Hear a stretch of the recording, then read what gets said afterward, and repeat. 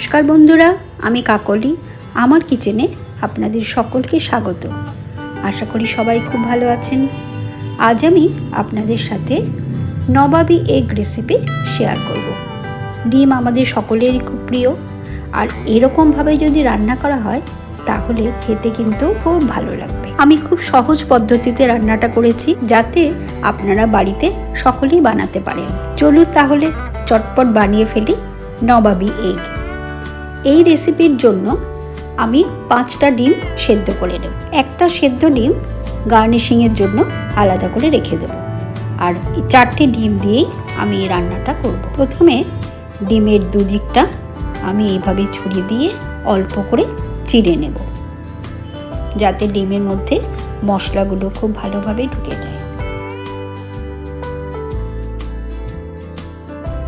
কড়াই গরম বসিয়ে 4 চামচ সর্ষের তেল দিয়ে দিলাম। তেল গরম হলে 5টা লবঙ্গ, 1 টুকরো দারচিনি, 3টে এলাচ ফোড়ন দিয়ে দিলাম। মাঝারি সাইজের 2টো পেঁয়াজ কেটে রেখেছিলাম, পেঁয়াজটা দিয়ে দিলাম। গ্যাসের ফ্লেমটা জোরে দিয়ে পেঁয়াজটা ভালো করে একটু ভাজা করে নিলাম। পেঁয়াজটা একটু ভেজে নিয়ে 4 টুকরো আদা দিয়ে দিলাম, 10 কোয়া রসুন দিলাম, 3টে কাঁচা লঙ্কা দিয়ে দিলাম, আর একটা টমেটো আমি টুকরো করে রেখেছিলাম, সেই টমেটোটাও দিয়ে দিলাম। টমেটো, আদা, রসুন পেঁয়াজের সাথে একটু ভালো করে মিশিয়ে নিয়ে 12টা কাজু বাদাম দিয়ে দিলাম। 1 চামচ নুন দিয়ে দিলাম, আর 1 চামচ হলুদ গুঁড়ো দিয়ে দিলাম। আবারও সব কিছু খুব ভালোভাবে মিশিয়ে নিলাম।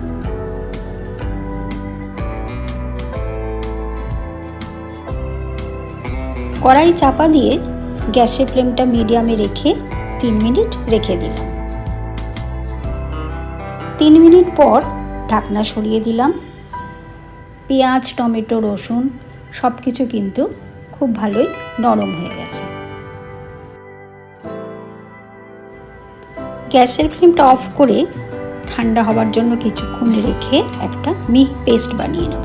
আবারও কড়াই গরম বসিয়ে 3 চামচ সর্ষের তেল দিয়ে দিলাম। তেল গরম হলে একটা তেজপাতা আর 1/2 চামচ সাজিরে দিয়ে দিলাম। অল্প একটু ভেজে নিলাম। আগে থেকে যে মশলা পেস্টটা বানিয়ে রেখেছিলাম, সেই পেস্টটা এখন দিয়ে দিলাম।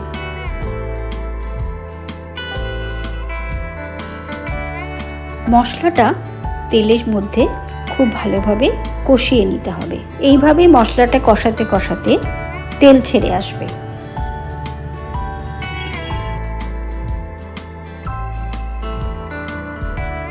মশলা খুব ভালোভাবে কষানো হয়ে গেছে। এখন মশলার বাটি ধোয়া জলটা দিয়ে দিলাম। মশলার সাথে জলটা খুব ভালোভাবে মিশিয়ে দিলাম। কষানো মশলার মধ্যে 1 চামচ ধনে গুঁড়ো দিয়ে দিলাম, 1 চামচ জিরের গুঁড়ো দিলাম, 1/2 চামচ হলুদ গুঁড়ো দিলাম, 1/2 চামচ লঙ্কার গুঁড়ো দিলাম। সব উপকরণ খুব ভালোভাবে মিশিয়ে নেব।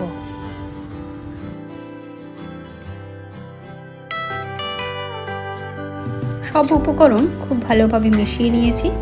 এখন 1 চামচ কাসুরি মেথি দিয়ে দিলাম, আর 2 চামচ ফ্রেশ ক্রিম দিয়ে দিলাম।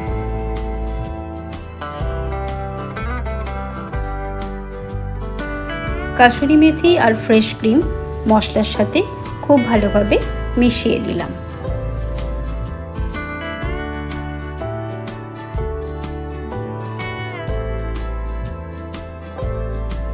এক চামচ নুন দিয়ে দিলাম। আপনারা আপনাদের প্রয়োজন মতো নুন দেবেন।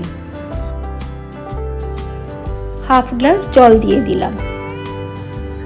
মশলার সাথে জলটা খুব ভালোভাবে মিশিয়ে দিলাম। আগে থেকে সেদ্ধ করে রাখা ডিমগুলো দিয়ে দিলাম। মশলার সাথে ডিমগুলো খুব ভালোভাবে মিশিয়ে নেব।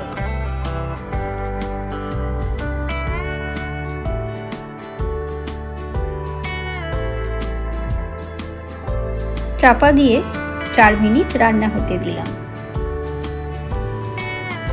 4 মিনিট পর ঢাকনা সরিয়ে দিলাম। রান্না কিন্তু প্রায় হয়ে গেছে।